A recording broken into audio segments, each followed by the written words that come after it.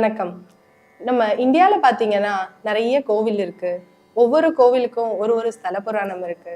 நம்ம எல்லா கோவிலும் விசிட் பண்ணவும் ஆசைப்படுவோம். அங்க இருக்க ஸ்தல புராணம் பத்தி தெரிஞ்சுக்கவும் ஆசைப்படுவோம். நம்ம இங்க இருந்து சிட்டில இருந்து போணும்னு பார்த்தீங்கன்னா, ஒண்ணு வில்லேஜ் சைட் ரொம்ப இன்டீரியரா அங்க தான் இந்த மாரி புராண முக்கியத்துவம் வாய்ந்த பல கோவில்கள் இருக்குன்னு நம்ம நெனைப்போம். ஆனா, நம்ம சென்னை சிட்டிக்குள்ளேயே பார்த்தீங்கன்னா, நெறைய கோவில்கள் இருக்கு.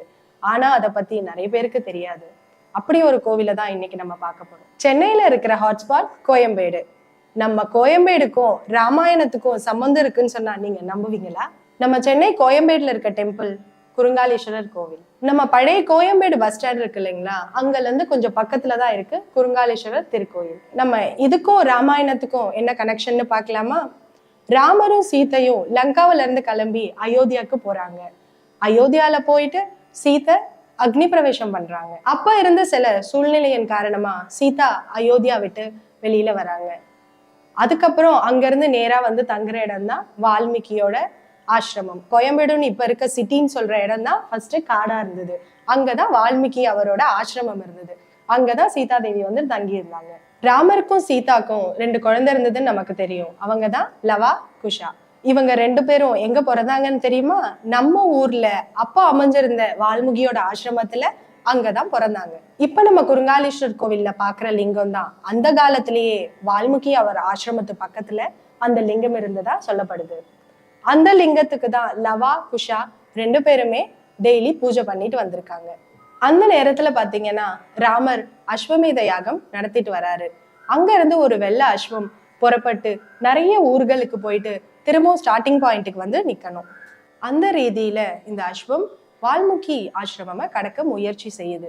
அங்க இருந்த லவாவும் குஷாவும் இந்த குதிரையோட அலங்காரத்தை பார்த்துட்டு இது யாரோ ராஜாவோட குதிரை தான் சொல்லிட்டு புடிச்சு கட்டி வைக்கிறாங்க.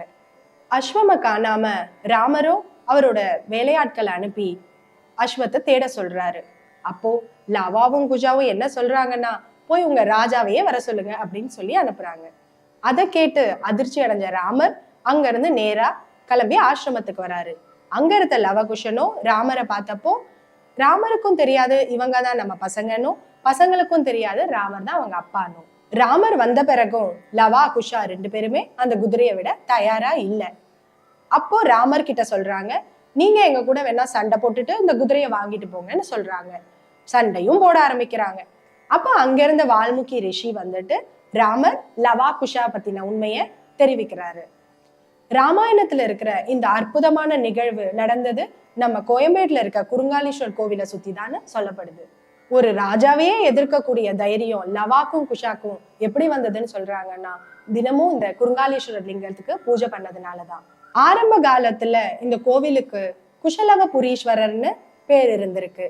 பின்னாளடைவுல அது மாறி குறுங்காலீஸ்வரர்னு அழைக்கப்பட்டிருக்கு. அதன் காரணம் என்னன்னா, இந்த லிங்கத்தோட வடிவம் ரொம்ப சின்னதா இருந்திருக்கு. குறுகி இருந்ததுனால அது குறுங்காலீஸ்வரர்னு அழைக்கப்பட்டிருக்கு.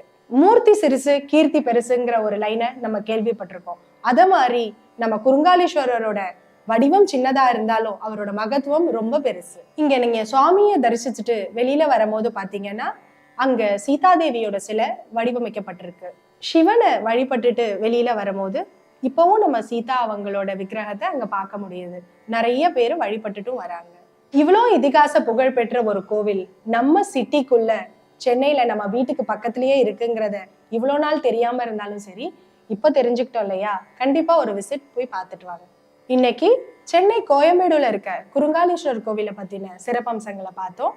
மீண்டும் வேற ஒரு கோவிலோட சிறப்பம்சங்களோட நான் உங்களை சந்திக்கிறேன். நன்றி.